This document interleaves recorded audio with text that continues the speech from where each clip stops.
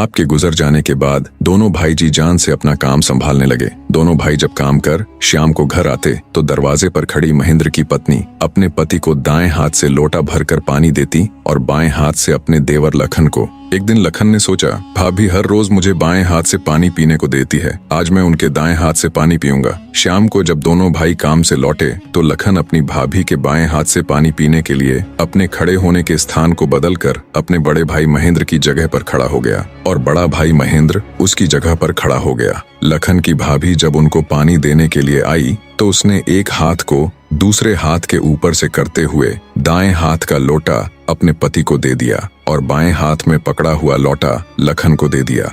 ये देख, लखन बोला, भाभी आज मैंने भैया के स्थान पर खड़ा होकर सीधे हाथ से दिया हुआ पानी पीना चाहा, परंतु आपने अपने हाथों को बदलते हुए मुझे बाएं हाथ से ही पानी दिया। आप मुझे बताएं, आपने ऐसा क्यों किया?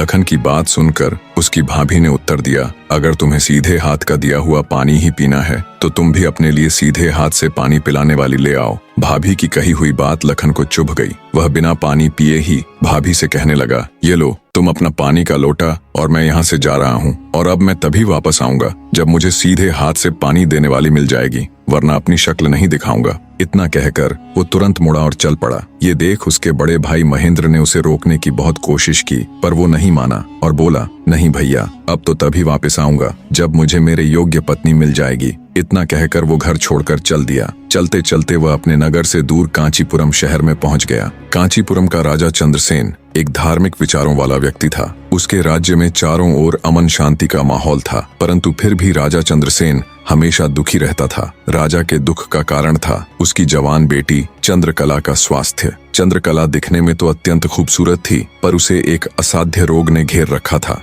जिस कारण राजकुमारी हमेशा अचेत अवस्था में रहती थी। राजा ने बहुत सारे हकीम और वैद्य राजकुमारी को ठीक करने के लिए लगा रखे थे, लेकिन उनमें से कोई भी राजकुमारी को ठीक नहीं कर पा रहा था। ठीक कर पाना तो दूर, वे राजकुमारी चंद्रा की बीमारी तक नहीं ढूंढ पा रहे थे। राजा को हमेशा यही दुख सताए जाता कि उसकी बेटी का क्या होगा। जब सभी प्रकार के वैद्यों, हकीमों और पूजा पाठ, तंत्र मंत्र से भी राजकुमारी चंद्रकला को कोई फायदा नहीं हुआ, तो राजा ने अपने राज्य में यह घोषणा करवा दी कि जो व्यक्ति मेरी बेटी को ठीक करेगा, मैं उसके साथ ही अपनी बेटी चंद्रकला का विवाह कर दूंगा और उसे अपना आधा राज्य भी दूंगा। लखन जब राज्य की राजधानी में पहुंचा तो उसने देखा कि वहां हर तरफ राजकुमारी की चर्चा हो रही थी। राज्य का हर कोई व्यक्ति राजा की घोषणा और राजकुमारी की बीमारी की बात कर रहा था। जब लखन ने एक व्यक्ति से इस बारे में पूछा तो व्यक्ति ने राजकुमारी की बीमारी से लेकर राजा की घोषणा तक का सारा किस्सा लखन को बताया। सारी बातें सुन लखन कुछ देर वहां खड़ा विचार करता रहा। फिर कुछ सोचकर वो राजमहल की तरफ चल पड़ा।